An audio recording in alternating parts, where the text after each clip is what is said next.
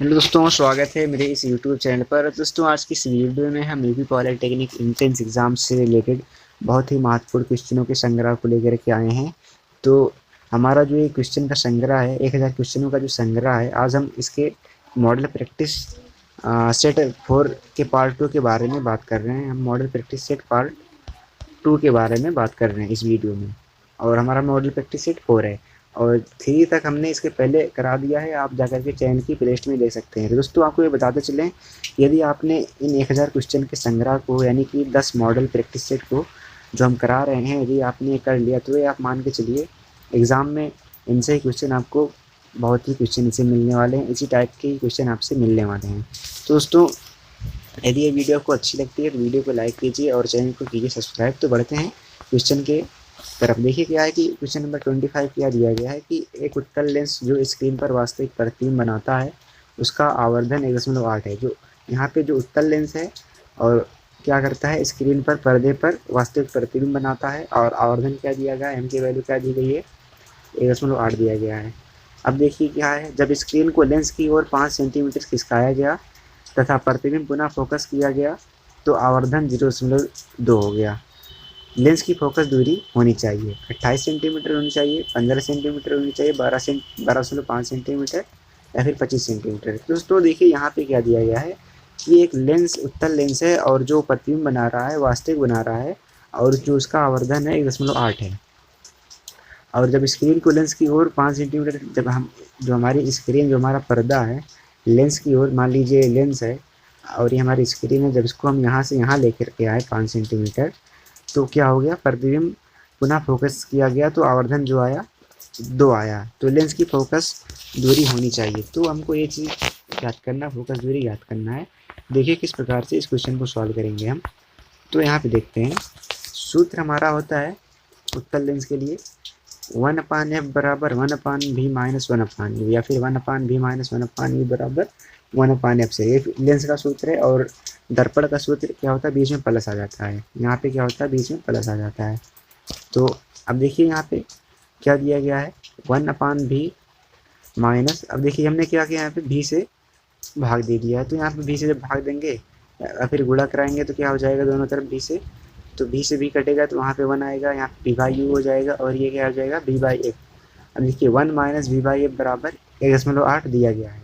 अब देखिए ये चीज़ क्या दिया गया, आवर्धन दिया गया। आवर्धन को हम ये चीज़ लिख सकते हैं, 1 माइनस v/f, यम को हम लिख सकते हैं। तो हमारा क्या दिया गया, 1.8 दिया गया है।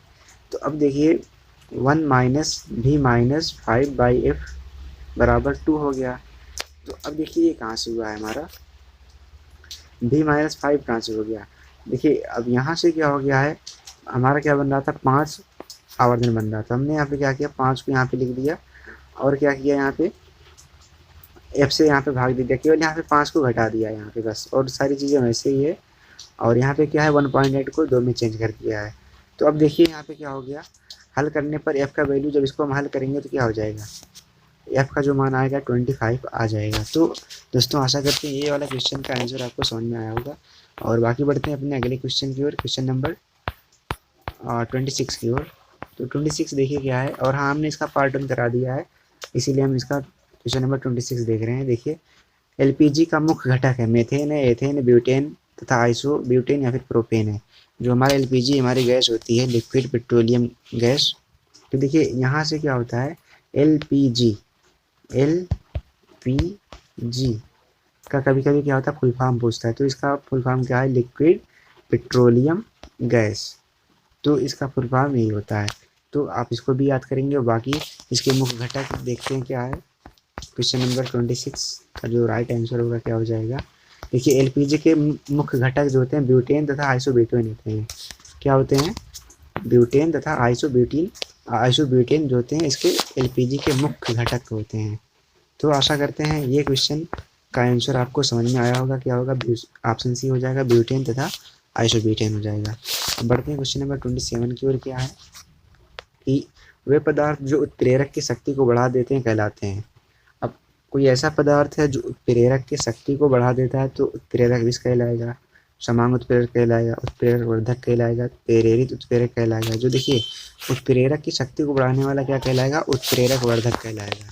तो चलिए इसके ऑप्शन को भी हम देख लेते हैं।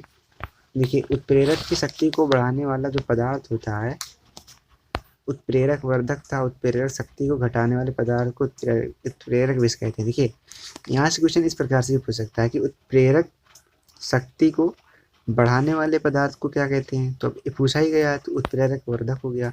अब अगर क्वेश्चन ऐसे पूछ ले कि उत्प्रेरक शक्ति को घटाने वाले पदार्थ को क्या कहते हैं, तो उत्प्रेरक विष पे टिक लगाएंगे। तो यहाँ पे कुछ चीज़ों को ध्यान में रखते हुए चलना है आपको, और बाकी चीज़ें तो आपको समझ में आ ही रही होगी। तो इसमें क्या हो जाएगा, उत्प्रेरक वर्धक हो जाएगा, क्योंकि उत्प्रेरक की शक्ति को बढ़ा रहा है, इसीलिए उत्प्रेरक वर्धक कहलाएगा।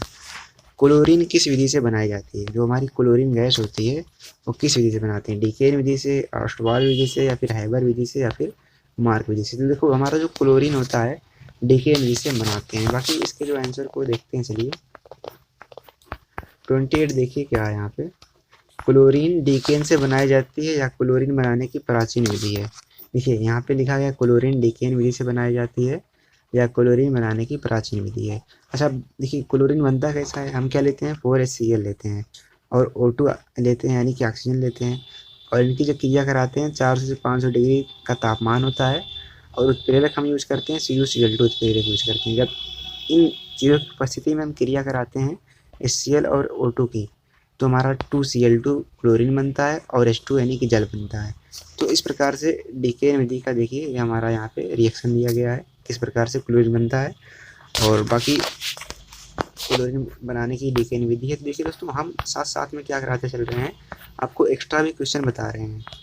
तो एक वीडियो आप ये मान के चलिए आपके लिए हेल्पफुल हो रहा है ना। तो जितना हम चीज़ें बता रहे हैं वो आप चीज़ें यदि आपको लर्न हो जाएगा, आप इसको तैयार कर लेंगे, तो ये मान के चलिए आप एंट्रेंस एग्ज़ाम के लिए एकदम अच्छे से तैयार हैं। और देखिए यहाँ पे क्वेश्चन नंबर 29, एक यौगिक का अणुभार 98 है, उस यौगिक का वाष्प घनत्व होगा। पहला होगा 98, 49, 196, 20, 294। तो देखिए एक यौगिक है जिसका अणुभार क्या है 98 है, उस यौगिक का वाष्प घनत्व क्या होगा। तो वाष्प घनत्व बराबर क्या होता है, अणुभार बराबर होता है 2 गुणे वाष्प घनत्व, फार्मूला होता है हमारा।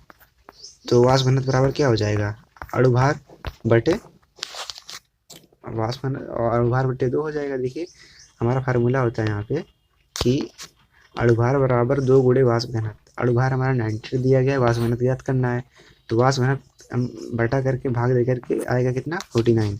तो इसमें देखिए क्या था, कुछ नहीं था, एक इजी सा क्वेश्चन था, अणुभार बराबर 2 गुणे वाष्प घनत्व। यदि ये फार्मूला याद है तो आप इसका राइट आंसर ज्ञात कर सकते हैं। तो देखिए क्वेश्चन बहुत ही ईजी पूछे जाते हैं, बहुत ही हाई लेवल का क्वेश्चन नहीं आता है, और आप घबराइए नहीं, बिल्कुल एक ठीक इसी प्रकार के क्वेश्चन पूछे जाते हैं। तो इसमें क्या हो जाएगा, ऑप्शन बी जो है इसका राइट आंसर हो जाएगा, ऑप्शन बी।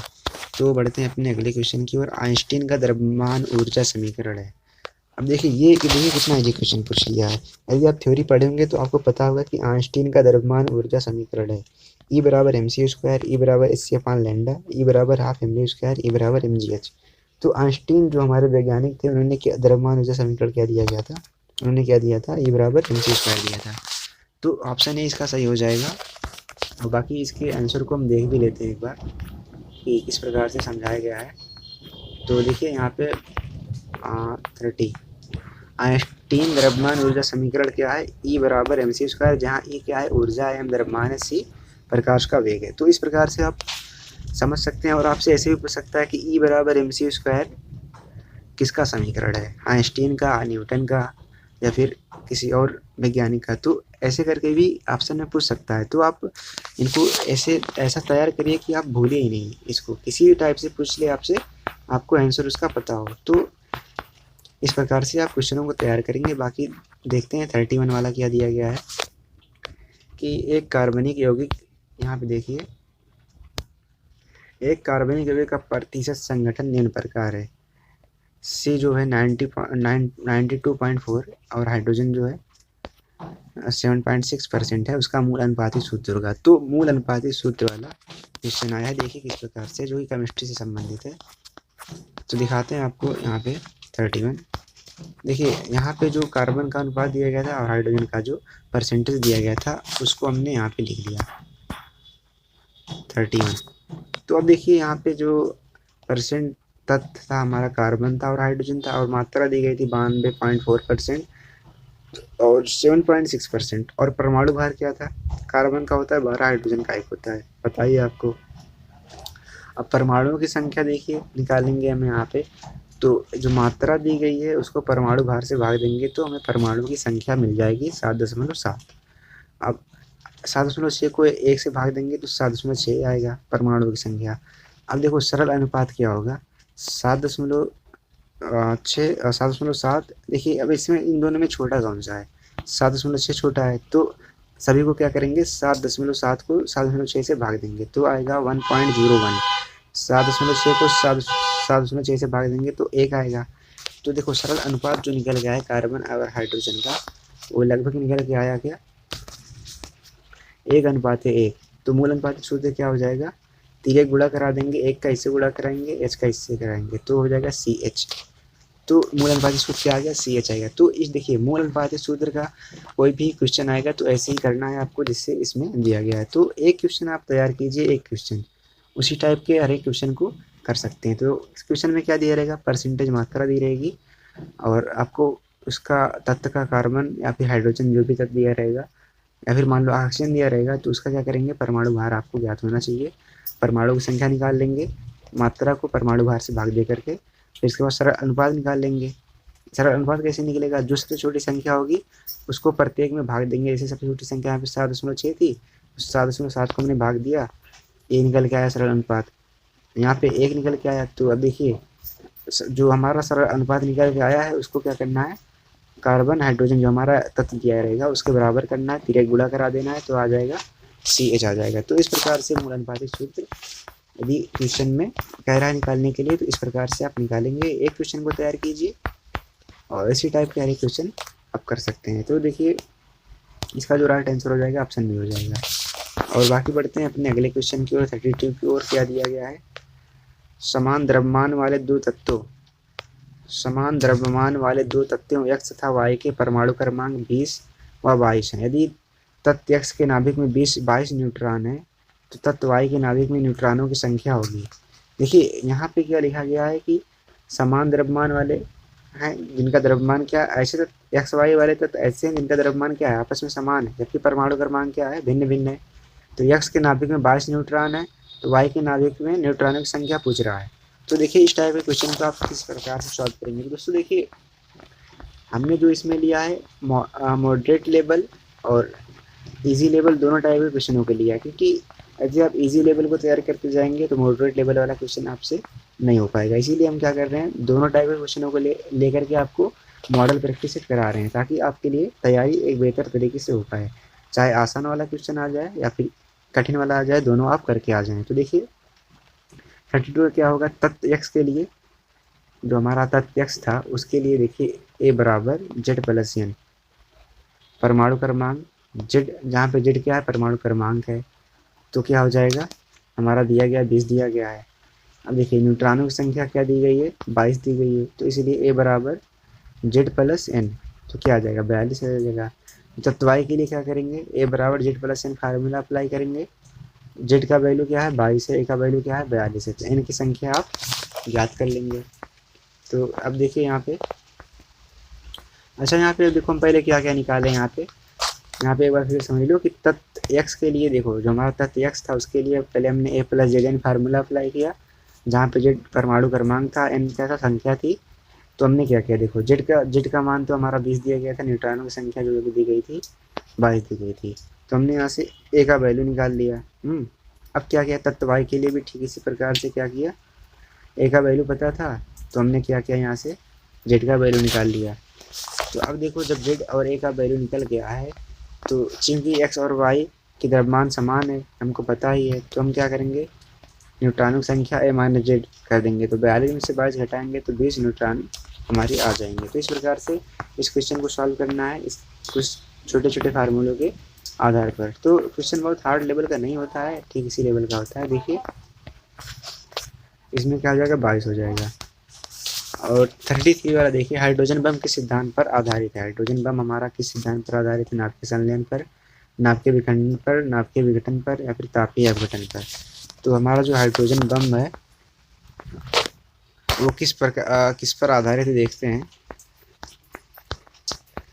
तो 33 जो है देखिए, हाइड्रोजन बम नाभिकीय संलयन सिद्धांत पर आधारित होता है, जिसमें दो हल्के नाभिक मिलकर एक भारी नाभिक का निर्माण करते हैं। तो इस हमारा जो हाइड्रोजन बम है या बल है नाभिकीय संलयन पर आधारित होता है, नाभिकीय संलयन के सिद्धांत पर आधारित होता है। तो 32 का जो है नाभिकीय संलयन होगा, ऑप्शन ए सही हो जाएगा। तो इसको आप याद कर लेंगे। बाकी बढ़ते हैं 34 की ओर। रेडियम 226 की अर्धायु 1580, रेडियम 226 की अर्धायु 1580 वर्ष है। 47-40 वर्ष के पश्चात यह अपनी प्रारंभिक मात्रा का रह जाएगा, 1/2, 1/4 या फिर 1/8 या फिर 1/16। तो इस टाइप के भी क्वेश्चन मात्रा वाला जो होता है, इस टाइप के भी क्वेश्चन बहुत ही आते हैं। तो देखिए किस प्रकार से 34 का आंसर किस प्रकार से हम सॉल्व करने वाले हैं। देखिए यहाँ पे 34 माना रेडियम आर 226 की प्रारंभिक मात्रा 1 ग्राम है, ये हमने मान लिया। अब 1 ग्राम जो है टी हाफ बराबर 1580 वर्ष, 1/2 ग्राम 1580 वर्ष लेगा।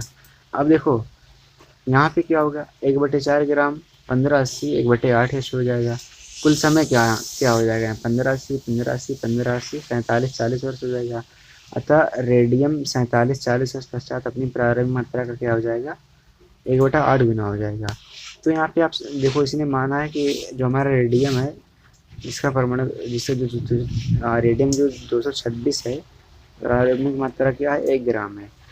तो इस 1 ग्राम को क्या किया इसने, आधे समय पर कितना वर्ष लग रहा है, आधा होने पर 1 ग्राम जब आधा होगा तो 1580 लगेगा। 1/4 जब आधा होगा कितना होगा, 1580 लगेगा। तो इस प्रकार से क्या होगा, जो कुल समय होगा हमारा, जो समय लग रहा है उनको जोड़ेंगे 47-40 वर्ष लगेगा। अतः 1/8 रह जाएगा, यानी 47-40 वर्ष बाद अपनी प्रारंभिक मात्रा का जो रेडियम 226 है 1/8 रह जाएगा। तो इस प्रकार से इस क्वेश्चन का आंसर आप कर सकते हैं। तो देखते हैं कहाँ पे हमारा है 34, 1/8 ऑप्शन सी। तो इस टाइप के क्वेश्चन को आप देख लीजिएगा, और अगर नहीं समझ में आए दोबारा देख लीजिएगा। बाकी बढ़ते हैं 35 की ओर। क्या है कि कौन सी विशेषता वैद्युत संयोजी यौगिक में नहीं पाई जाती। जो हमारा वैद्युत संयोजी यौगिक होता है उसमें कौन सी विशेषता नहीं पाई जाती है, इनके गलनांक तथा क्वथनांक अधिक होते हैं, ये ध्रुवीय यौगिक होते हैं, ये जल में विलय होते हैं, विद्युत के कुचालक होते हैं। तो देखिए जो हमारा वैद्युत संयोजी यौगिक होता है उसमें क्या होता है, हमारा विद्युत के सुचालक होते हैं। वैद्युत संयोजी यौगिक क्या होता है, यहाँ से देखिए, वैद्युत संयोजी यौगिक विद्युत के सुचालक होते हैं। तो ऑप्शन में क्या दिया गया है 36 का,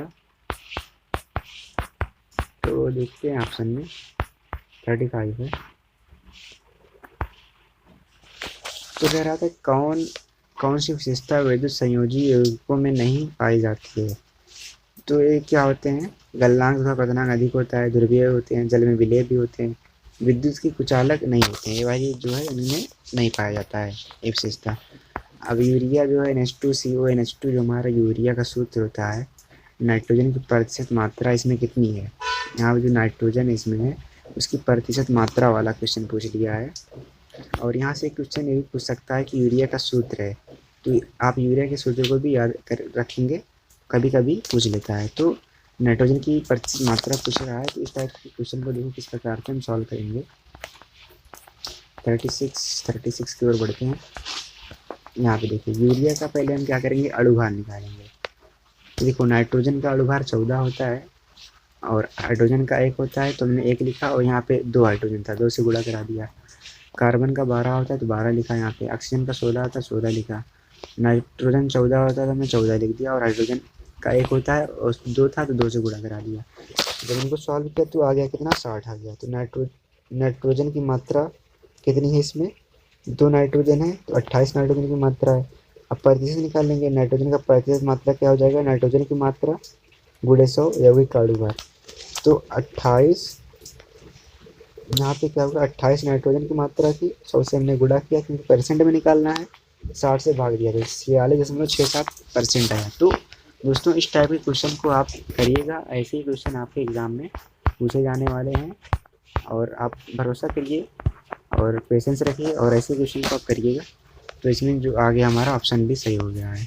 तो ऐसे ये दे देगा, मान लीजिए अगली बार देगा CaCl2 में Cl का बताइए परसेंटेज मात्रक, तो पहले अणुभार निकालेंगे, फिर Cl का अणुभार निकालेंगे, फिर भाग दे देंगे, 100 से गुणा करा देंगे, तो हमारा परसेंट आ जाएगा। तो ऐसे ही करना है। तो 37 की ओर देखते हैं क्या है। लाल दवा जो कीटाणुनाशक के रूप में प्रयुक्त होती है वह है calcium हाइपोक्लोरेट, potassium nitrate, potassium permanganate, borax. जो हमारी लाल दवा है कीटाणुनाशक के रूप में हम उसे प्रयोग करते हैं, तो वो क्या चीज़ है, चलिए देखते हैं इसका आंसर क्या है। 37 का लाल दवा देखिए लिखा है, लाल दवा पोटेशियम परमैंगनेट को कहते हैं, जिसका रासायनिक सूत्र KMnO4 है। तो लाल दवा जो हमारी होती है, जो कीटाणुनाशक होती है, उसे हम पोटेशियम परमैंगनेट के नाम से जानते हैं। तो ऑप्शन में ऑप्शन सी दिया गया है, तो इसीलिए ऑप्शन सी इसका राइट आंसर हो जाएगा। बाकी बढ़ते हैं 38 की ओर। क्या है कि निम्न ईंधनों में से किसका कैलोरी मान सर्वाधिक होता है? लकड़ी का, LPG का, हाइड्रोजन गैस का, कोयले का। देखिए जो जलने में सबसे ज़्यादा सक्षम होगा, मतलब जो जितनी जल्दी जल जाएगा और इतनी ज़्यादा ऊष्मा निकलेगा, वही उसका कैलोरी मान सबसे ज़्यादा होगा। तो इसका हम देख भी लेते हैं कि यहाँ पे किस प्रकार से समझाया गया है। देखिए यहाँ पे दिया भी गया है, यहाँ पे ऑप्शन करके दिया गया है। ईंधन है, लकड़ी है, इसका कैलोरी मान कितना है? 17 kg है। चारकोल है, 33 kg है। पेट्रोल है, 50 kg है। मीथेन है, 55 kg है। कोयला है, 30 kg है। केरोसिन है, 48 kg है। ब्यूटेन है, जिसे हम LPG कहते हैं, 50 kg। हाइड्रोजन गैस क्या है? 155 kg है। तो दोस्तों देखिए, आप इस सारणी को भी याद कर सकते हैं, आपसे पूछ भी सकता है कि चारकोल का कैलोरी मान कितना होता है, या फिर केरोसिन का, या फिर LPG का। LPG हुआ, लकड़ी हुआ और पेट्रोल हुआ, इनका अक्सर पूछ लेता है, तो अब इनको जो है याद कर लीजिएगा। बाकी इसमें देखिए LPG और 50 है, सबसे कम क्या है? लकड़ी का। सबसे ज़्यादा किसका? हाइड्रोजन का है। तो देखिए ऑप्शन में देखते हैं कौन सा दिया गया है। तो यहाँ पे ऑप्शन में जो दिया गया हमारे LPG दिया गया है, हाइड्रोजन गैस दिया गया है। तो हाइड्रोजन गैस का सबसे ज़्यादा होता है, इसीलिए ऑप्शन सी सही हो जाएगा। और निम्नलिखित में से प्रतिस्थापन क्रिया का उदाहरण है। 39 देखिए कि निम्नलिखित में से प्रतिस्थापन क्रिया का उदाहरण है। CuSO4 plus Fe, Cu plus FeSO4, 2H2O विद्युत की उपस्थिति में टूटा तो 2H2 और O2 में गया। और NH4Cl, ऑप्शन डी देखिए, NH4Cl NH3 प्लस HCl में टूट गया, और 3Mg प्लस N2 Mg3 जुड़ करके Mg3N2 बन गया। तो यहाँ पे देखिए CuSO4 Fe, Cu plus FeSO4 हो गया। तो यहाँ पे देखिए, यहाँ प्रतिस्थापित हुआ है, Fe यहाँ पे चला आया है और Cu जो है यहाँ पे चला आया है, तो Cu प्लस FeSO4 हो गया। प्रतिस्थापन का मतलब समझ आए ना, एक चीज़ जैसे कोई चीज़ यहाँ पे रखी है, वहाँ से वो हट करके यहाँ चले आए और यहाँ वाली चीज़ यहाँ चली जाए, वही क्या हो जाता है? प्रतिस्थापन हो जाता है ना। ये वाली चीज़ यहाँ पे चली जाए और ये वाली चीज़ यहाँ पे चली आए, वही क्या होता है? प्रतिस्थापन होता है। तो इस रिएक्शन में देखिए यहाँ पे दिखाया गया कि Cu जो है Fe के पास आ गया तो Cu लिख दिया, और Fe जो है Cu के पास चला गया तो FeSO4 हो गया। तो ऑप्शन ए इसका राइट आंसर है 39 का। 39 का ऑप्शन ए सही है। और बाकी 40 का देखिए क्या है दिया गया कि निम्नलिखित में से कौन सा तत्व संक्रमण तत्व है? यस, सिलिकॉन है, SN है, या फिर Hg है, या फिर PD है। तो संक्रमण तत्व क्या होते हैं पता ही है, तो चलिए देखते हैं। यहाँ पे टिन SN P ब्लॉक का तत्व है, जिसे संक्रमण तत्व D ब्लॉक में रखा गया है, जबकि संक्रमण तत्व D ब्लॉक में रखे गए हैं। तो देखते हैं, जो D ब्लॉक के तत्व होते हैं उसे हम क्या कहते हैं? संक्रमण तत्व कहते हैं। टिन जो है SN P ब्लॉक का तत्व, जबकि संक्रमण तत्व को D ब्लॉक में रखा गया है। तो टिन को छोड़ करके क्या है? सभी संक्रमण तत्व हैं। तो देखते हैं ऑप्शन में क्या दिया गया है, कौन संक्रमण तत्व नहीं है? तो SN जो है हमारा नहीं है, क्योंकि ये P ब्लॉक का तत्व है, इसीलिए हमारा संक्रमण तत्व नहीं है, बाकी सारे हैं। आशा करते हैं आपको समझ में आया होगा। बाकी बढ़ते हैं 41 की ओर। कौन सी अधातु तत्व कच्छ ताप पर द्रव होती है? Hg, Br2, HCl2, Fe। तो देखते हैं इसके आंसर को। चलिए 41 के, मरकरी तथा ब्रोमीन दोनों कच्छ तापमान पर द्रव होती हैं, किंतु मरकरी एक धातु है जबकि ब्रोमीन अधातु है। मरकरी तथा ब्रोमीन दोनों कच्छ ताप पर क्या होते हैं, द्रव होते हैं। तो देखते हैं चलिए इसके ऑप्शन में दिया गया है कि नहीं। तो 41 है। तो मरकरी कच्छ ताप पर द्रव होता है, तो मरकरी Hg हमारा दिया गया, इसलिए Hg हमारा सही हो जाएगा। अब देखिए जल की कठोरता का मापन किसके पदों में किया जाता है। जल की कठोरता का जो मापन है किसके पदों में करते हैं, CaSO4 के पदों में, या फिर MgCO3 के पदों में, या फिर CaCl2 के पदों में, या फिर कैल्शियम कार्बोनेट के पदों में। तो देखते हैं इसका जो सही ऑप्शन है क्या है 42 का, हाइड्रोजन। यहाँ पे देखिए जल की कठोरता कैल्शियम कार्बोनेट के पदों में ज्ञात की जाती है। कैल्शियम कार्बोनेट का मतलब CaCO3, CaCO3 के पदों में हम जल की कठोरता ज्ञात करते हैं। जल की गणना के लिए CaCO3 को मानक मानने के कारण गणना में आसानी होती है, क्योंकि इसका अणुभार पूरा 100 है। तो जल की कठोरता में भी हम CaCO3 का प्रयोग करते हैं। और इसका जो वो है क्या बोलते हैं, यहाँ पे क्या दिया गया था, जल की कठोरता का मापन, तो मापन भी हम CaCO3 की उपस्थिति में करते हैं, क्योंकि जो इसका जो होता है परमाणु भार जो होता है 100 होता है। कौन सी गैस किस उपकरण द्वारा बनाई जाती है, कौन सी गैस की उपकरण द्वारा बनाई जाती है, NH3 जिसे हम अमोनिया कहते हैं, या फिर हाइड्रोजन क्लोराइड SO2 H2S। तो कीप के द्वारा जो हमारी गैस बनती है वो कौन सी है, चलिए ऑप्शन में देखते हैं कौन सी गैस है। हाइड्रोजन सल्फाइड जो है, हाइड्रोजन सल्फाइड हमारी है कीप उपकरण द्वारा बनाई जाती है, यानी H2S जो है कीप उपकरण के द्वारा हम बनाते हैं H2S को। तो 43 में H2S हमारा ऑप्शन डी दिया गया है, तो वही हमारा हाइड्रोजन सल्फाइड वाला जो है सही हो जाएगा, क्योंकि ये कीप उपकरण के द्वारा बनाई जाती है। 44 का देखिए निम्नलिखित में से कौन उपधातु है, सोडियम है, या फिर एल्युमिनियम है, या फिर रासायनिक है, या फिर सल्फर है। तो देखते हैं उपधातु कौन सा है 44 वाला। तो 44 में देखिए सोडियम जो है धातु है, एल्युमिनियम जो है धातु है, रासायनिक जो है उपधातु है, सल्फर जो है अधातु है। तो हमारा जो रासायनिक है वही क्या है, उपधातु है। तो 44 था जो हमारा, उसका आंसर क्या हो जाएगा, रासायनिक हो जाएगा, ऑप्शन सी इसका राइट आंसर हो जाएगा, जो कि उपधातु है। और 45 की तरफ देखते हैं क्या है कि 700 mm दाब पर किसी गैस का आयतन 200 mm है। यहाँ पे देखिए 700 mm दाब पर किसी गैस का आयतन 200 mm है, किसी दाब पर इसका आयतन 400 mm है। किस दाब पर इसका आयतन 400 mm हो जाएगा यदि ताप स्थिर रहे। तो दाब पूछ रहा है कि किस दाब पर इसका आयतन 400 mm हो जाएगा। तो इस टाइप क्वेश्चन को देखिए किस प्रकार से हम सॉल्व करेंगे। तो 45 पे देखिए P1 का मान दिया गया है 700 और V1 का मान दिया गया है 200। V2 का मान ज्ञात करना, V2 का मान दिया गया है। तो दाब स्थिर रहे तो मतलब बायल का नियम हम यूज़ करेंगे, P1 V1 बराबर P2 V2। तो P2 बराबर क्या हो जाएगा, P2 ज्ञात ही करना है, तो P1 V1 और V2 जो मान दिया गया है सभी मानों को रखेंगे तो 350 mm आ जाएगा दाब। तो 45 का जो सही आंसर आ जाएगा क्या आ जाएगा, 350 mm आ जाएगा, यानी कि ऑप्शन ए जो हो जाएगा इसका सही आंसर हो जाएगा। बाकी बढ़ते हैं 46 की ओर। एक परमाणु गैसों के लिए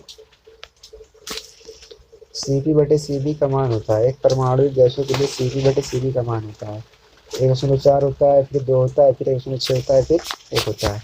तो 46 का जो राइट आंसर है चलिए देखते हैं क्या है 46। तो यहाँ पे देखिए एक परमाणु गैसों के लिए Cp/Cv का मान 1.4 और द्वि परमाणु गैसों के लिए Cp/Cv का मान 1.6 होता है। तो देखिए अभी एक परमाणु का पूछा था तो 1.4 होगा, क्वेश्चन में द्वि परमाणु पूछ सकता है तो 1.6 होगा। तो आप इसको भी अपने नोट्सबुक में लिख लीजिए और अपने माइंड में रख लीजिए, जहाँ भी याद करना चाहते जैसे भी आप कर लीजिए। और इसका जो राइट आंसर हो जाएगा 1.4 हो जाएगा 46 का। तो ऑप्शन ए जो है इसका राइट आंसर है एक परमाणु के लिए। और बाकी 47 की ओर बढ़ते हैं क्या है, इसीलिए एसिटिलीन में सिग्मा और पाई बंध की संख्या होती है 1 सिग्मा 1 पाई 3 सिग्मा 2 पाई 2 सिग्मा 2 पाई 3 सिग्मा 3 पाई। इसीलिए एसिटिलीन जो हमारी गैस होती है उसमें सिग्मा और पाई बंध की संख्या पूछ रहा है। तो देखते हैं किस प्रकार से। देखो एसिटिलीन जो हमारा होता है इस प्रकार से फार्मूला होता है CH2। तो देखो एक सिग्मा एक सिग्मा एक सिग्मा, तो कितना सिग्मा हो गया, 3 सिग्मा हो गया, और पाई कितने हो गए, 2 पाई हो गए। देखिए यहाँ पे 1 पाई 2 पाई, तो सिग्मा सिग्मा पाई, तो इसलिए 3 सिग्मा और 2 पाई होते हैं। तो आशा करते हैं ये क्वेश्चन आपको समझ में आए होंगे। इस क्वेश्चन का आंसर क्या हो जाएगा, 3 सिग्मा 2 पाई। तो यहाँ पे देखिए 3 सिग्मा, ऑप्शन सी वाला क्या हो जाएगा, सही हो जाएगा। और 48 देखिए, निम्नलिखित में से कौन सी औषधि प्रतिरोधक के रूप में प्रयोग की जाती है। टिक्चर, आयोडीन, एस्पिरिन, टेट्रासाइक्लिन, क्लोरोफॉर्म औषधि प्रतिरोधी के रूप में प्रयोग करते हैं। देखिए 48 का जो आंसर हो जाएगा क्या हो जाएगा,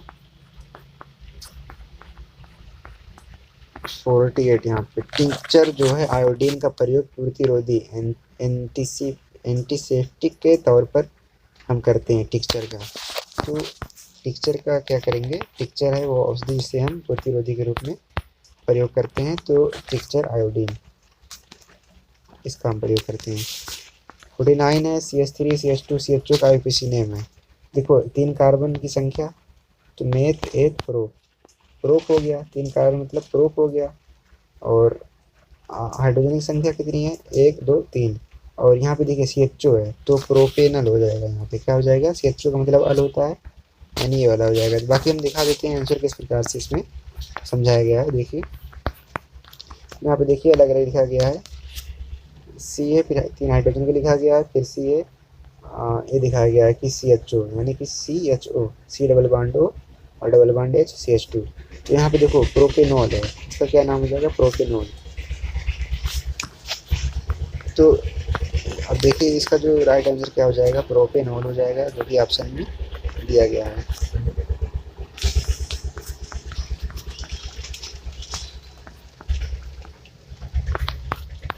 तो ऑप्शन ए जो है इसका क्या हो जाएगा, राइट आंसर हो जाएगा प्रोपेनॉल। और बढ़ते हैं 50 की ओर। कैल्शियम कार्बाइड पर जल की अभिक्रिया से बनने वाली गैस है।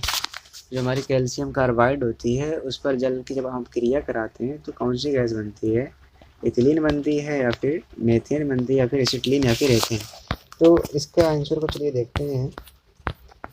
चलिए हमने गैस को ले लिया, जल की क्रिया कराई, तो C2H2 बना। तो एक C यहाँ पे था और एक C2 यहाँ से लिया और H2 यहाँ से लिया, C2H2 और कैल्शियम हाइड्रोक्साइड बन गया यहाँ पे, तो एसिटिलीन बन जाता है। कौन सी गैस बन जाती है हमारी, तो हमारी यहाँ पे जो गैस बनती है एसिटिलीन बन जाती है जब हम कैल्शियम कार्बाइड पर जल की अभिक्रिया कराते हैं। दोस्तों ये वाला पार्ट 2 जो है प्रैक्टिस 4 का पार्ट 2 आपको अच्छे से समझ में आया होगा। और अगर आपको समझ में आया तो वीडियो को लाइक कीजिए, चैनल को कीजिए सब्सक्राइब। मिलते हैं आपसे अगली वीडियो में, बाय बाय, टेक केयर।